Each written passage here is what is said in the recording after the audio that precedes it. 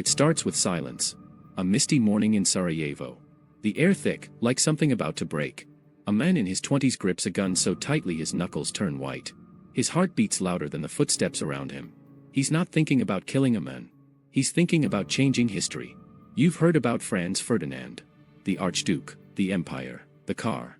But you've probably never thought about what was really happening inside the mind that pulled the trigger.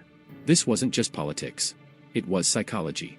A story of power, humiliation, and the desperate human need to matter. Princip, Gavrilo Princip, was small, frail, often overlooked.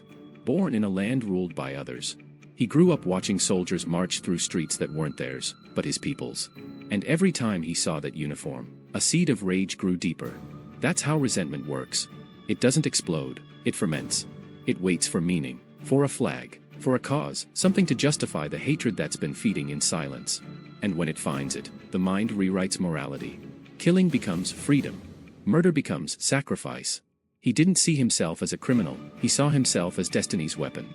That's the dark psychology of ideology. It convinces ordinary men that destruction is redemption. That chaos is glory. That if you're willing to die, you must be right. But here's the truth. What drove Princip wasn't power, it was powerlessness. A lifetime of invisibility. A young man so desperate to prove his existence that he aimed a gun at the world itself. Sound familiar? It should.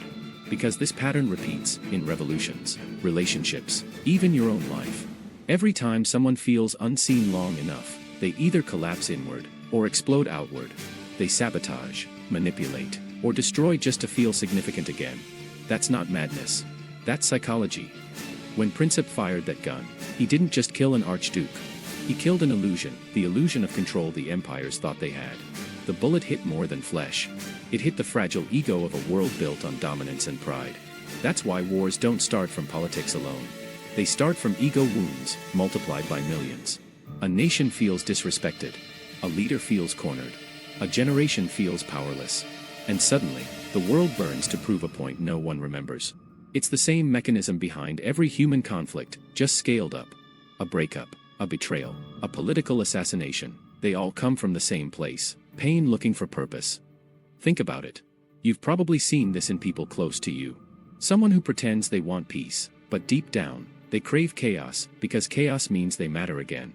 That's the same psychology that fueled 1914. A continent so inflated with pride that one man's shot became everyone's war. And it's not just history, it's human nature. The mind will always find a villain to justify its wounds. If you can't conquer your emotions, you'll try to conquer someone else. That's how relationships collapse. That's how nations fall. That's how empires end. Let me explain why this matters to you. Because every man has a Sarajevo inside him, a place where suppressed anger waits for meaning. A place where ego whispers, you deserve to be remembered. But real power doesn't come from pulling the trigger, literal or emotional. It comes from mastering the hand that holds it. From knowing when to act, and when to let silence speak. The weak seek chaos to prove strength. The strong find peace in control. And history, over and over again, proves which one survives longer. Here's the haunting part. After the assassination, after the chaos began, Princip was captured. He didn't run, he didn't cry. He simply said, "I am a Yugoslav nationalist, and I believe in unification." In his mind, he was a hero.